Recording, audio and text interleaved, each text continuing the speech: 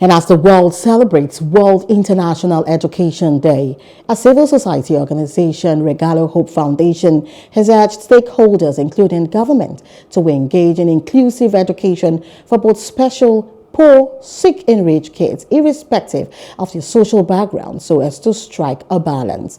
Convener Mrs. Chinenye Honora said this during their yearly event celebrated on International Education Day, codenamed Edustake Conference.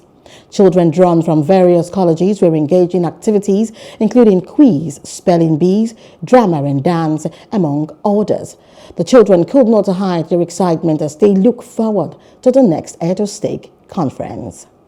Gallo Foundation has been able to adopt 791 children back to school, and we are grateful to our corporate sponsors, our donors, who have held our hands on this journey from inception.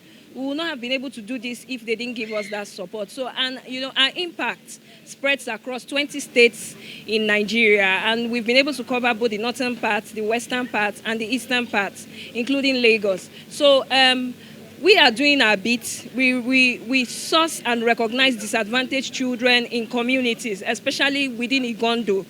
And then we adopt them back to school. We don't just adopt them back to school. We stay with them throughout that journey to the end of school.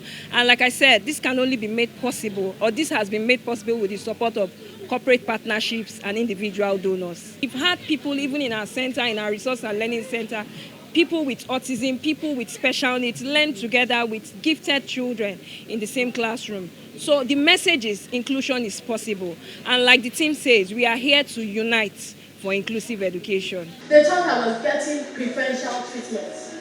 There were many times that I would have pain in class and have to leave class, just abruptly like that.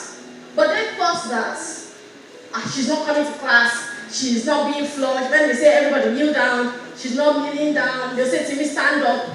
And then they decide to make my life a living hell. GS2 to SS2, I suffered low self-esteem. A consulting firm, the name is Champ, and what we do is to we offer executive coaching services for senior leaders. We deploy trainings for people in organizations. We advise the management of organizations as well on how to drive profitability. And we have a media platform called the Peak Performer. And while thinking about the conversation, uniting, everybody coming together for inclusive education, a thought that comes to mind is that education is the key for transformation. That's that. Then, when you want to introduce, as we are introducing inclusive education, what are the things we're supposed to do? We're supposed to treat them equally, that is equal treatment. Although there are some challenges, disabilities that may be a little bit difficult to embrace, but in such a case, we must get a therapist that will be with the children that are involved. Without therapists, the work will be cumbersome for the teachers to do. As an educator, the work of a teacher is very, very cumbersome. So for you now to bring children with special needs, they need assistance in the classroom for better work.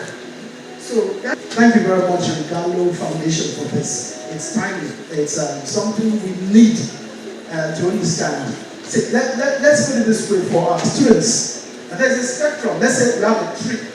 In the middle of this hall, we have a tree. And there are those before the tree, and there are also those after the tree. So we call that a spectrum. That's those in the tree, on the tree, or those that are the tree.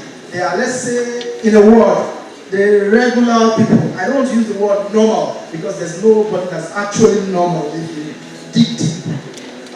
So